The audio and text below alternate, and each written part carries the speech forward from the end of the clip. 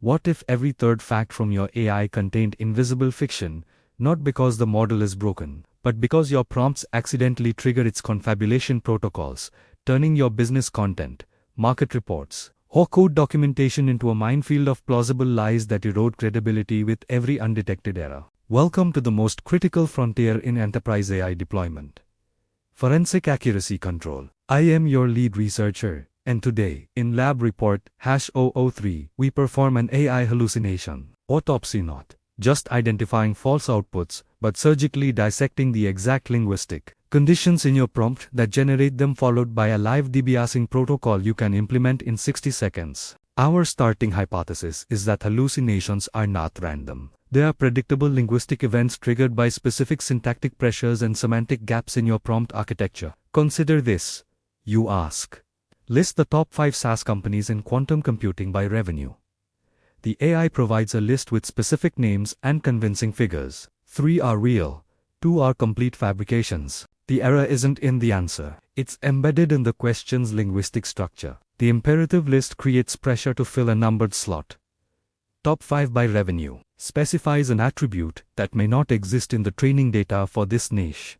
The model, governed by its grammatical commitment to complete the syntactic frame you built, is linguistically compelled to confabulate rather than violate the cooperative principle of conversation. This is the core of our forensic methodology, using semantic role labeling, a linguistic technique that identifies who did what to whom, when, and where in a sentence to map the predicate argument structure of your prompt and locate the empty variables the AI must hallucinate to fill. Watch the lab monitor for the live dissection. First, we input the faulty prompt, summarize the key provisions of the AI Accountability Act of 2025 and its lead sponsor as political party. The output is dangerously confident, citing specific sections and the senator's name. It is also completely fictional.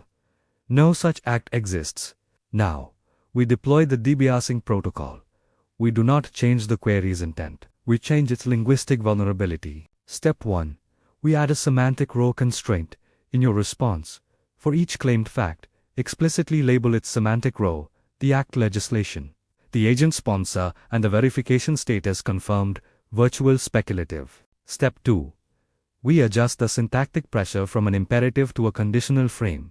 If the AI Accountability Act of 2025 exists, summarize its key provisions and its lead sponsor's political party. If it does not exist, state only that and describe the linguistic cues in this prompt that could cause confusion. The new output is transformational. The AI Accountability Act of 2025 does not exist in the public legislative record as of my last update. The prompt contained a definite noun phrase, the Act of 2025, referencing a specific, non-existent entity, which created a presupposition of existence that likely triggered confabulation. The hallucination is not just corrected, it is explained and its trigger diagnosed. The results from our control lab tests show this debiasing protocol reduces factual fabrication by over 90%. For prompts operating in low information or emerging domains, the application is immediate for any knowledge work where accuracy is non-negotiable. For financial reporting, shift from analyze Q3 growth for Tesla and Lucid to analyze available Q3 data for Tesla and Lucid.